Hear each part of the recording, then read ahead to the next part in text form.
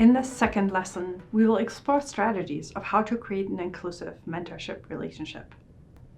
Fostering an inclusive mentor-mentee relationship means acknowledging that mentors and mentees bring along their own lived experiences and expertise, their personal identities, as well as their individual challenges, and that all these experiences together are needed for people to feel a sense of belonging, but also needed for innovation and progress within the research and to advance our field. Recognizing this reciprocity is one of the cornerstones of an inclusive mentoring relationship. If a mentor elevates the experiences and assets that a mentee brings to the research journey, then the mentor demonstrates to the mentee that they are taken seriously and that they have a place in research. Research shows that bringing together different perspectives and diverse ways of thinking is critical for creativity, innovation, and collaborative problem solving. The first step to creating a productive and inclusive mentorship relationship is recognizing that our work as scientists is shaped by our personal lives and experiences outside the research. We all bring different backgrounds and hold different identities that influence the way we see the world and interact with others. Challenging ourselves to better understand our own lens, as well as being open to new ideas and viewpoints that might arise from a mentoring relationship, is an important approach for all of us. As you begin your mentoring journey, it's important to take some time to get to know each other's goals and values. Inclusive mentorship emphasizes the people in the relationship. Mentors, you could talk about what you enjoy about your research, the challenges that you face when doing research, what you are particularly enthusiastic about, and what you like to do outside of research, and how you manage your personal and work responsibilities, especially when away from home for fieldwork. A mentee could share what they're excited about within the field situation and what got them interested in the topic. Through such conversations, we acknowledge that we all have personal lives outside of our work, and you can do this by sharing about yourself and your interest.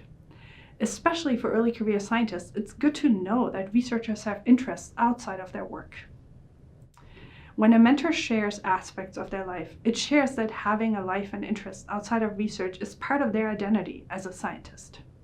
However, it's important to keep in mind that while this interaction involves talking about our personal lives, it's neither a call to become friends with your mentor or mentee, nor a call to share private information.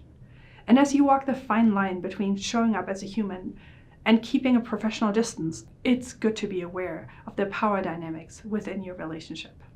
The next tip centers on curiosity. Be curious and provide a space to learn about the other person.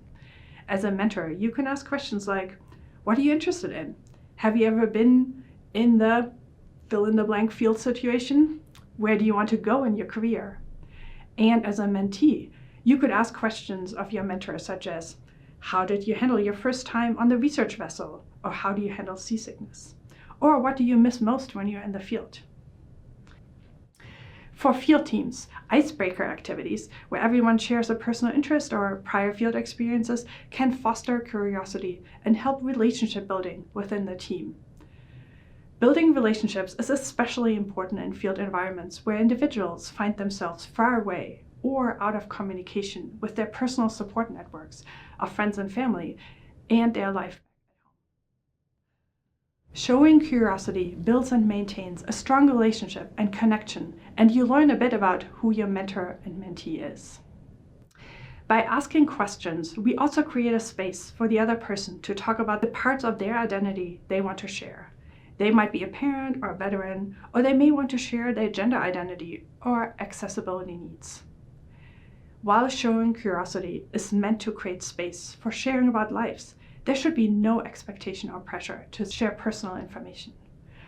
Curiosity ideally aims to hold space for information that each person feels comfortable sharing. Getting to know each other provides context and builds a positive relationship and trust to share more personal information, such as accessibility needs. However, keep in mind that it can be challenging for a mentee or a more junior person to share aspects of their life or identity, as they may be sensitive to power dynamics in the relationship. They may need time to build trust before sharing who they are.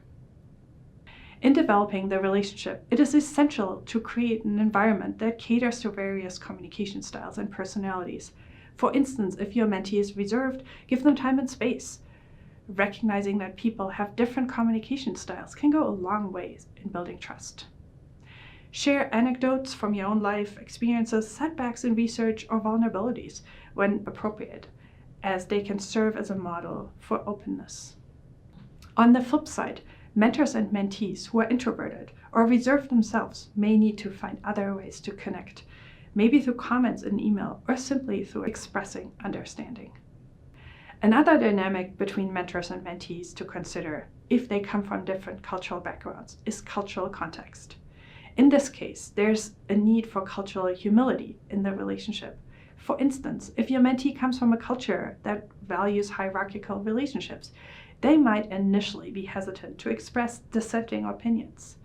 In that situation, creating an inclusive and open environment that encourages diverse perspectives becomes vital for fostering effective communication and collaboration.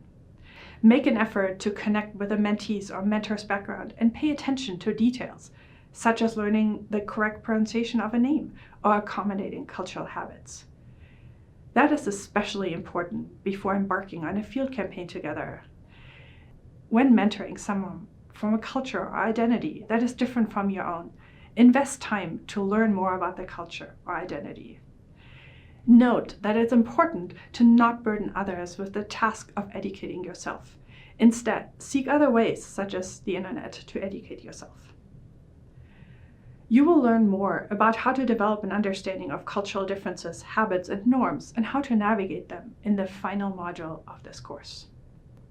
As you get to know your mentees, or for that matter, any other field team member, pay attention to challenges they may be experiencing. Keep in mind that the best science happens when we use our full brain. If anyone from the field team experiences microaggressions or harassment, if they struggle with a feeling of not belonging, or if they are experiencing personal or health challenges, they may not be able to function at their best. In field situations, someone may experience homesickness or struggle with an unfamiliar diet, the sleeping situation, or the physical work. During fieldwork, team members may not have access to their normal stress relief strategies. Recognizing challenges that members of the team may be experiencing and showing empathy will help build a trusting relationship and provide the context that is necessary for creating a successful research environment. Another important aspect of establishing an open and trusting relationship is for the mentor to be transparent about the limitations of their own knowledge. As a mentor, it's important to stress that not knowing everything and making mistakes is part of the research journey. Being open about not knowing can inspire and drive creativity and discoveries. In fact, in cutting-edge research, failures are necessary to find new solutions and allow for progress and innovation. Being humble about the boundaries of your own knowledge is especially important for mentors working with students or early career researchers. Science, like many other fields, has a steep learning curve. The beginning of a research project can often be especially intimidating. At this point, a junior researcher knows just enough to know what they don't know. They may feel worried that they are not going to be successful, and at the same time, they want to impress their mentor. This combination can cause stress. Being humble as a mentor by acknowledging your limitations can alleviate some of these feelings. But new challenges can cause stress for people at any career stage. A researcher who embarks on their first field season may be stressed about how to become familiar with the routine of fieldwork and camp life.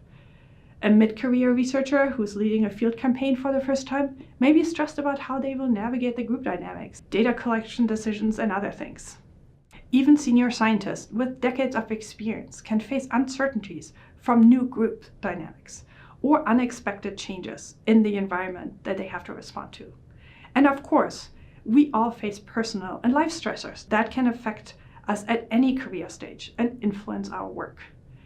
Fieldwork holds its unique stressors.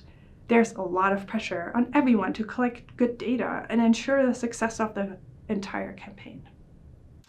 When a mentor or field team leader normalizes that they don't have the answers to everything, when they share that they feel challenged by aspects of the research, and when they are honest about their own failures, then they create space for vulnerability. Working in a team where the leaders or the mentors show vulnerability allows others to share their own mistakes, fears, or challenges.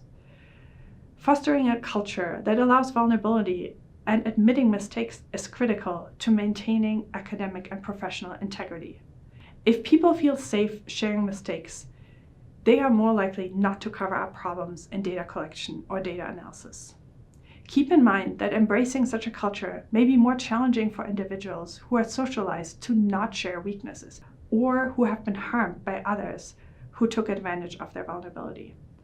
The mentor and team leader can encourage a culture of building trust where sharing vulnerability is seen as a strength by modeling respect and by setting clear expectations about how people that are sharing vulnerabilities will be supported. We encourage everyone to think about ways that they can intentionally communicate to mentees, students, and more junior colleagues that part of being a scientist is learning from mistakes. In this lesson, we've explored the essential elements of fostering supportive relationships in field-based research settings. We've discussed the importance of being human, curious, patient, and kind in setting the tone for an inclusive mentoring relationship. Finally, we've emphasized the power of vulnerability, urging mentors to share their knowledge and limitations openly, creating a culture that embraces learning from mistakes.